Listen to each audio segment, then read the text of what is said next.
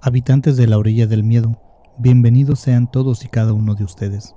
Soy Grillo Villegas y los invito a que me acompañen en el relato de hoy. Si tiene la amabilidad y unos minutos, me encantaría que me dejara un comentario. Disfruto mucho de sus saludos.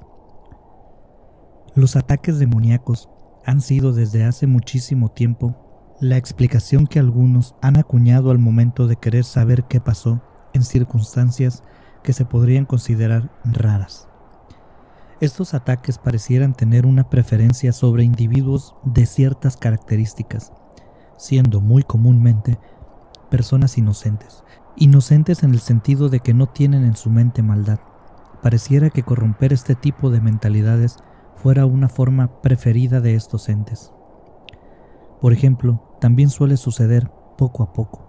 No es que de un día para otro los fenómenos aparezcan descontroladamente, sino que se van acercando poquito a poquito, maliciosamente, y como si se lo permitiera a un ser humano, poco a poco se van haciendo cada vez más presentes en la vida de las personas.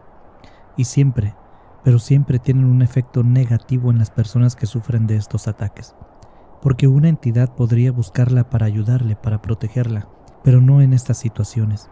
En estos casos se busca el sufrimiento, el dolor, como si ese fuera el único fin. Siempre se debe estar atento, porque las señales suelen ser sutiles y casi imperceptibles, por lo menos al inicio. Como se dice por allí, no pasa nada hasta que algo pasa. Acompáñeme por favor a disfrutar de esta historia. Si aún no tiene su bebida favorita, deténgase un momento y consígala. Aquí lo voy a esperar. Tómese su tiempo, relájese y disfrute. Si está conduciendo, permítame ser su copiloto y acompañarlo hasta su destino. Pero si puede, ¿por qué no? Recuéstese, cierre los ojos y disfrute este viaje juntos.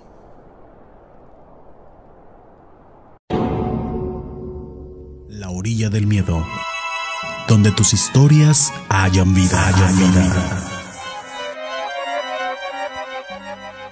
Dicen que a veces los lugares guardan memorias, que los muros pueden impregnarse de lo que alguna vez ocurrió entre ellos.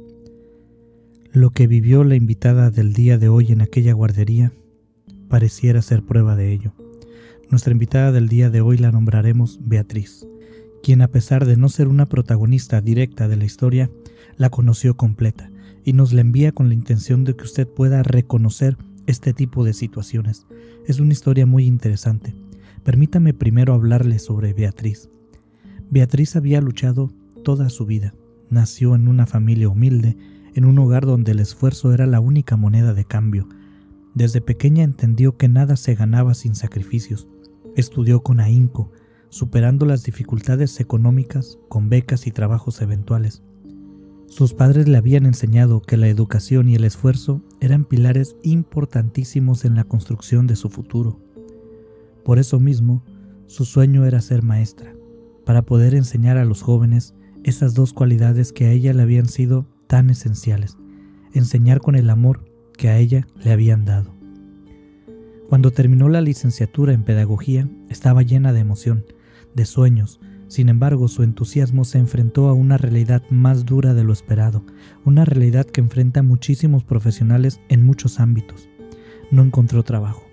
Las plazas estaban ocupadas y los procesos de selección eran interminables. Así que cuando una oportunidad llegó, aunque no era la que tenía en mente, la tomó sin dudarlo. Sería un paso que no la dejaría donde quería estar, pero la iba a acercar. Además que un poco de experiencia laboral nunca es mala. La guardería, que obviamente no diremos su nombre real, por respeto y para evitar cualquier descontento, simplemente la llamaremos Pequeñas Sonrisas. Era una guardería que apenas comenzaba. Tenía la intención de ser un centro infantil modesto, con pocos niños y solo 4 empleadas, la directora, la psicóloga y 2 maestras. Beatriz se unió como una de las docentes, con la ilusión de ganar experiencia, pero pronto descubriría que ese lugar ocultaba algo más profundo de lo que imaginaba y que su experiencia ganada no solo sería laboral. La directora, Clara, era una mujer enérgica y de carácter fuerte. Tenía alrededor de unos 40 y muchos años. Tenía experiencia. Era de esas personas que imponían respeto sin esfuerzo, con su postura erguida y su voz firme. Llevaba la guardería con disciplina, convencida de que una estructura rígida era necesaria para criar niños responsables. La psicóloga, Daniela, tenía un aura muy distinta. Era dulce, pausada en su manera de hablar, con un tono de voz casi hipnótico que transmitía calma. Siempre tenía una respuesta comprensiva para todo y buscaba la armonía entre el equipo y los niños. Luego estaba Patricia, la otra maestra, una mujer con una sonrisa fácil y una actitud maternal. Se preocupaba por cada detalle y era a quien la mayoría de los niños buscaban cuando querían consuelo. Los primeros días de Beatriz en la guardería transcurrieron con normalidad, pero pronto comenzó a notar algo extraño. Todas las mañanas, en momentos aleatorios, no a las 9, no a las 10, a veces podía ser 1 hora, a veces en otra, los niños rompían a llorar al mismo tiempo. ¿A qué me refiero cuando digo aleatorio? Me refiero a que estos arranques de llanto no tenían que ver con una hora específica o con algún momento, simplemente sucedían de pronto. No era un sollozo aislado, ni era un llanto que pudiera explicarse con peleas o berrinches. Era un llanto masivo, desesperado, como si un miedo invisible los atravesara a todos de golpe. A veces estaban jugando, otras veces estaban en la hora de la merienda o sentados en círculo escuchando un cuento, y así nomás, sin previo aviso, sus rostros cambiaban, las lágrimas brotaban de sus ojos y sus manitas buscaban aferrarse a la ropa de las maestras. O quizás como si algún niño empezara a llorar y su llanto se fuera contagiando de uno en uno, pero a una velocidad que daba miedo. El personal trataba de calmar a los pequeños, pero el llanto duraba minutos que parecían eternos, antes de que, así igual, súbitamente, se extinguiera. Los niños no podían explicar por qué lloraban. No sé, me dio miedo, no me acuerdo. Eran las respuestas que daban cuando les preguntaban, especialmente para Daniela. La psicóloga era sumamente curiosa con este efecto. Es quien más les preguntaba a los alumnos, que tenían edad suficiente para responder, por supuesto, sobre esto que les pasaba. Al principio lo atribuyeron a la adaptación, a los cambios de rutina o incluso a algún ruido imperceptible que los asustara. Pero conforme pasaron los días, la tensión comenzó a crecer entre el personal. Era como si el llanto colectivo se sintiera en los huesos, como un escalofrío compartido y que además la tensión estaba mudándose ya hacia los adultos. Todo empeoró cuando una madre llegó furiosa una tarde, sujetando a su pequeño de la mano. ¿Me pueden explicar qué es esto?, exigió de manera muy grosera, casi llorando de enojo, levantándole la camisa al niño por la parte de la espalda. Tenía unos arañazos largos y enrojecidos que parecían haber sido hechos con unas pequeñas pero afiladas uñas. Con mucha preocupación la directora le dijo a la madre que ella no estaba enterada de que hubiera habido ninguna riña ni nada parecido, pero que la seguridad de los niños era prioridad en esa guardería, así que no le cupiera duda que inmediatamente iban a accionar lo que se tuviera que accionar. Le dio la seguridad a la madre de que harían todo lo que estuviera en sus manos. Tal cual lo prometió, de manera inmediata reunieron al personal y les explicaron el problema. Preguntaron si alguien había visto algo. Nadie tenía idea de nada. Revisaron las cámaras de seguridad con detenimiento entre todos, porque era un pequeño equipo, era chiquito, entonces nadie dudaba de nadie. Hasta se barajó la posibilidad de que el niño tuviera esas heridas desde antes de entrar a la guardería. El caso es que en las cámaras no encontraron nada. Todo parecía indicar que el niño se había lastimado solo o quizás se había lastimado fuera de la guardería, porque tampoco encontraron evidencia de que alguien lo hubiera atacado dentro de la guardería. Intentaron calmar a la madre comunicando lo mismo, diciéndole que tal vez el niño se había rascado sin darse cuenta o que había ocurrido fuera de la guardería, pero entonces otra madre reportó lo mismo, y luego otra, y otra, y otra más. Raro. Uno de los controles que la guardería implementó fue revisar en conjunto con los padres a los niños para saber si traían alguna herida desde antes de entrar. Por su cuenta, las familias empezaron a tomar fotos de los niños al dejarlos en la mañana y a compararlas con sus cuerpos al recogerlos. Muchos de ellos tenían marcas nuevas al salir. Los niños que estaban siendo marcados parecían ser cada vez más, y los padres exigían respuestas. Algunos simplemente se los llevaron, pero la mayoría exigía respuestas. Los niños más pequeños solo bajaban la mirada sin querer hablar, pero los más grandes, ellos guardaban un silencio que parecía muy extraño. ¿Y saben por qué era un caso muy extraño? Porque hasta se hicieron rondas de padre de familia, invitados personalmente por la directora para que se cercioraran de cómo sus hijos pasaban el día. Grupos de padres de familia que revisaban las cámaras y tampoco encontraban nada, que estaban viendo a sus hijos y de repente cuando los revisaban al irse ya estaban marcados de vuelta. Era algo rarísimo. De pronto los niños aparecen sin más con aquellas marcas de arañazos, a veces en la espalda, a veces en los brazos. Fue una niña de 4 años quien finalmente rompió el silencio y en un susurro, mientras jugaba con Beatriz en la alfombra de la sala de actividades, le dijo de la nada, sin que Beatriz le preguntara nada, simplemente la niña dejó lo que tenía en las manos y dijo: «Hay un hombre que nos lastima».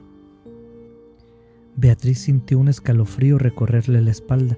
Ella sabía perfectamente el tema al que la niña se refería, pero no entendía lo que le estaba diciendo. ¿Un hombre?, preguntó con cuidado, intentando sonar tranquila pero interesada. La niña asintió, sin mirarla. «Pero no todos lo ven, solo los niños. Los adultos no pueden verlo», dijo con voz temblorosa aquella niña. «Ha estado aquí por mucho tiempo. A algunos nos ha hablado». La piel de Beatriz se erizó. Habló con las demás maestras y con la directora, pero nadie tenía una explicación, obviamente. Con los controles que se habían establecido era imposible que alguien se colara entre los alumnos y el personal de la guardería, que es lo que ellos pensaron, que algún hombre estaba entrando. Sin pruebas en las cámaras, sin una razón lógica para lo que ocurría, comenzaron a correr los rumores sobre este tema, de que alguien estaba entrando a escondidas. Quizás la niña habló con más gente además de Beatriz. La presión de los padres aumentó y la situación se volvió insostenible. Beatriz insistió con aquella niña. Ella le dijo que aquel hombre era un hombre muy extraño y lo describió como un hombre negro. Pero no me refiero a negro como estas personas que son afrodescendientes. No negro de su piel. Lo describió como un hombre quemado, un hombre sin pelo y con la piel como arrugada, de color negro. Le dijo a Beatriz que se acercaba a los niños y sin levantarles ni siquiera la ropa, los acariciaba en la espalda con su mano y les hacía esas marcas. Los niños los veían, todos, por eso lloraban al mismo tiempo. Beatriz no podía creer lo que estaba escuchando, lo que aquella niña le estaba diciendo, pero en cierta forma le daba una explicación a lo que estaba pasando. Finalmente, para salvaguardar la supervivencia de la guardería, la directora tomó una decisión radical. Despidió a todo el personal, obviamente menos a ella se quedó. Nadie podía probar que fueran culpables de algo, pero tampoco podían probar su inocencia. Era claro que algo estaba sucediendo allí. Algunos decían que eran los novios de las maestras que entraban. Otros simplemente no sabían qué era, pero sabían que algo sucedía. Mejor era cerrar ese capítulo antes de que la reputación de la guardería quedara más dañada. Beatriz dejó la guardería con un peso en el pecho. Nunca supo quién o qué lastimaba a los niños. Lo único que le quedó claro es que en aquel lugar, entre risas infantiles y dibujos de colores, había algo más. Algo que no quería ser visto, pero que dejaba huellas en quienes podían percibirlo. Años después, Beatriz escuchó un rumor sobre la guardería, la cual había cerrado sin explicaciones oficiales, y en su lugar ahora había un local vacío, uno que nadie parecía querer ocupar, porque no importaba lo que pusieran allí, fuera una tienda, un local de reparación de motos, una oficina contable, lo que fuera que pusieran, se decía lo mismo, que estaba embrujado y que pasaban cosas raras. Algunos decían que los niños de la zona comenzaron a hablar sobre un hombre fantasma que les hacía heridas. Otros aseguran que, al pasar por la calle frente a aquel local, se podía escuchar a veces un sollozo de un hombre. Hay muchas historias al respecto, pero esta que contamos hoy fue la de Beatriz. Así que de parte de ella solo me resta decirle a usted, gracias por escuchar. Estimados habitantes de la orilla del miedo, muchas gracias por llegar hasta el final de esta historia. No olviden que si quieren escuchar su relato en este canal, pueden enviarlo al correo electrónico laorilladelmiedo@gmail.com o vía mensaje privado a cualquiera de nuestras redes sociales. Están en la descripción de este video. Hágalo con toda confianza. Para mí siempre es un gusto poder hablar con usted. Estimado habitante, Qué bueno que permanezca aún con nosotros. Cuénteme qué le ha parecido. ¿Le ha gustado el relato de nuestra invitada Beatriz? ¿Qué piensa usted según lo que le sucedió a este grupo de niños y trabajadores? ¿De qué sospecha usted que se tratara esa entidad? Además, quiero hacerle otra pregunta, pero será por medio de los comentarios. Espero la pueda leer y responder. No olvide tampoco dejarme su opinión al respecto de este relato. Estimado habitante de la orilla del miedo, soy Grillo Villegas y le agradezco sinceramente por su tiempo y también le agradezco por su compañía, por estar aquí conmigo. Espero que este episodio haya sido de su agrado. Si lo disfrutó, considere compartir este contenido con aquellos que también podrían encontrarlo interesante. Y si sabe de alguien que no le guste, pues juéguele una broma y envíeselo también. Me despido por ahora, pero si así lo desea, nos encontraremos nuevamente en el próximo episodio aquí en La orilla del miedo.